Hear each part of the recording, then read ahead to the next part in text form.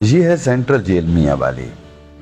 آئیے آج آپ کو جیل کی وہ چکی دکھاتے ہیں جہاں پر عاشق رسول حضرت غازی علم دین شہید رحمت اللہ علیہ نے اپنی زندگی کے آخری ایام گزارے۔ جیل میں داخل ہوتے ہی ایک مزار نظر آتا ہے جو غازی علم دین شہید رحمت اللہ علیہ کے نام سے منسوب ہے۔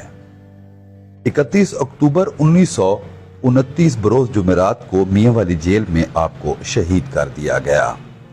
14 نومبر 1929 کو جسد خاکی وصول کیا گیا۔ غازی علم دین شہید رحمت اللہ علیہ کا نماز جنازہ ادا کرنے والوں کی تعداد 6 لاکھ سے زائد ریکارڈ کی گئی، جبکہ اس وقت لاہور شہر کی آبادی 5 لاکھ پر مشتمل تھی۔ نماز جنازہ 5.5 میل پر پھیلا ہوا تھا۔ آپ کی نماز جنازہ خطیب مسجد وزیر خان قاری شمس الدین نے پڑھائی۔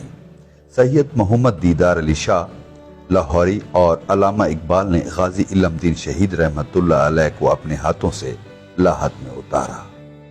جیل کی چکی کی دیواروں پر سنگ مرمر لگا کر اسے خوبصورت انداز میں ڈیزائن کیا گیا ہے۔